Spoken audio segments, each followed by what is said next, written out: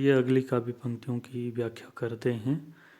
मानहु कला शशिभान कला 1600 बनिए, बाल बीस ससिता समीप अमृत रस पिनिए, बिगस कमल मृग भ्रमर बैन संजन मृग लुटिए, हरि कीट अरु बिंब मोति नस्यस अघटिए, छपति गयन हरिगंश गति बिहे बनाए सांचे सजिए, पद्मिनी रूप पद्मावती मानो काम कामनी रही। तो इसमें जो कठिन शब्द हैं उनके अर्थ जान लेते हैं। मानहु शब्द का अर्थ है मानो, शशिभान का अर्थ है चंद्रमा के समान, कला 1600 बनिए, 16 का अर्थ है 16, शो से अर्थ है से, बनिए का अर्थ है बनाया गया या बनी हुई, बाल का अर्थ है बाल्यावस्था, शशि का अर्थ है चंद्रमा, ता का अर्थ है उसके, अमृत का अर्थ है अमृत, पिनिये का अर्थ है पिया,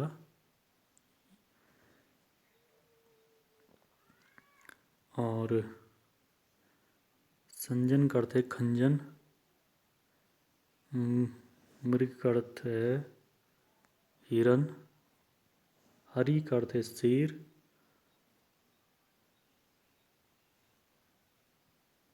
नश का अर्थ है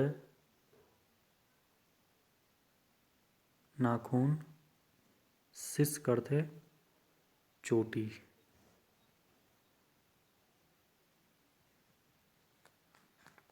और छपति का अर्थ है छिप जाते हैं, बनाए का अर्थ है बनाया, गयंद का अर्थ था यहाँ पे हाथी, मानो काम कामनी, काम कामनी का अर्थ है कामदेव की पत्नी अर्थात रति। तो मानो कला शशिभान कला 1600 बने।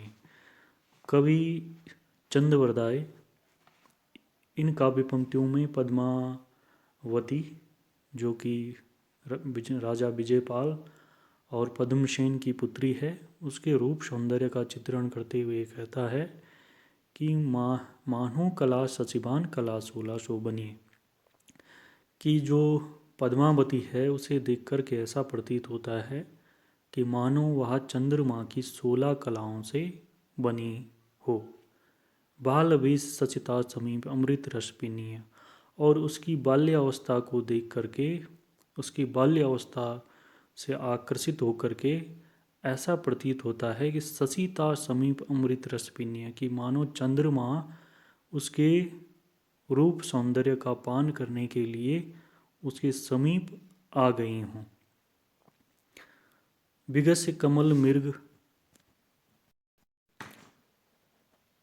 कमल मृग भ्रमर बेन सजन मृग लुटी है, कि जो पद्मावती है उसके जो रूप सौंदर्य है, चाहे उसका उसके नेत्र हों या उसकी चाल हों या उसके शारीरिक सौंदर्य हों, उसकी तुलना पृथ्वी के किसी भी उपमान से नहीं की जा सकती है, क्योंकि वह उन सभी से श्रेष्ठ है। उसकी चाहे नेत्र हो, चाहे आवाज़ हो, चाहे शरीर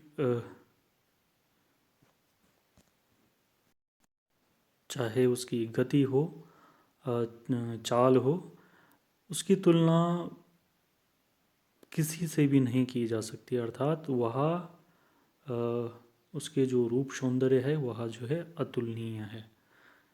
छपति गयन हरिहंस गति बिहे बनाए सांचे सजिया, और ऐसा प्रतीत होता है कि उसे मानो विधाता ने सांचे में ढाल करके बनाया हो, और पद्मिनी रूप पद्मा मानो काम कामिनी, और ऐसा प्रतीत होता है कि उसे कामदेव की पत्नी रति के समान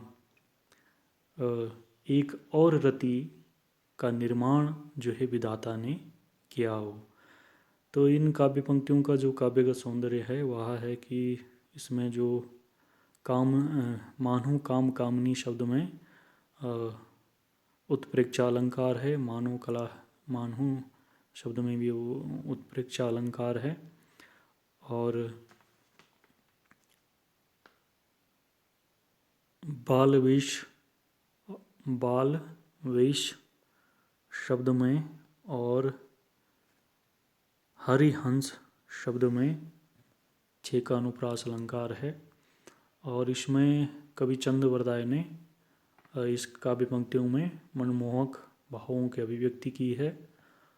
और डिंगल पिंगल मिश्रित शैली का इसमें प्रयोग किया गया है। और पूरी जो ये काव्य पंक्ति है ये कवित छंद में लिखी गई है और सरल सुबोध भाषा का इसमें प्रयोग किया गया है। और पद्मावती के रूप सौंदर्य का जिसमें नक्शिक वर्णन है उसका इसमें चित्रण किया गया है। अगले काव्य पंक्तियों की व्याख्या करते हैं। मनहु काम कामनी रचिए, रचिए रूप की रास, पयो पंछी सब मोहिनी, सुर नर मुनिवर पास। तो इसमें जो मनहु शब्द का अर्थ है इसका अर्थ है मानो, काम कामनी का अर्थ है कामदेव की पत्नी अर्थात रति,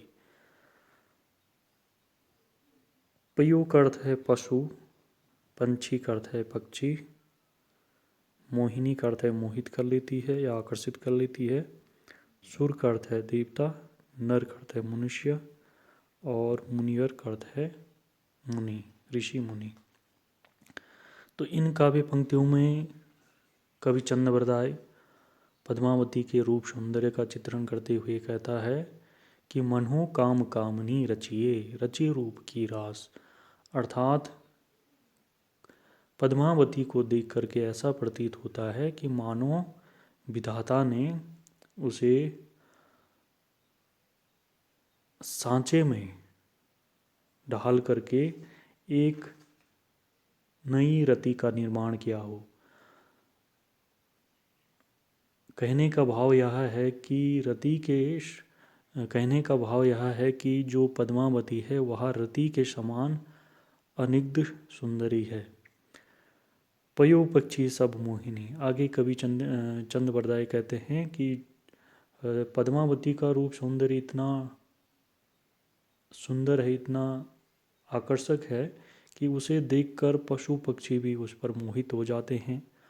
और पशु पक्षी की तो चर्चा ही क्या, सुर नर मुनिवर पास, सभी देवता, मनुष्य और मुनिवर उस पर मोहित हो जाते हैं।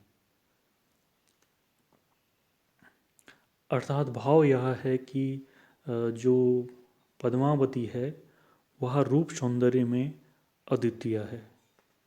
इन काव्य पंक्तियों का यदि हम काव्यगत सौंदर्य देखें तो इसमें कवि ने डिंगल पिंगल भाषा का प्रयोग किया है, श्रृंगार रस इसमें है, दोहा छंद में ये काव्य पंक्ति लिखी गई है और माधुर्य और प्रसाद गुण इस काव्य पंक्ति में है। और मानहु काम कामिनी जो शब्द है इसमें छे का अनुप्रास अलंकार नहीं, इसमें जो है मानहु काम कामिनी में जो है उत्प्रेक्षा अलंकार है। और रचि रूप और पयु पंछी शब्द में छे का अनुप्रास अलंकार है।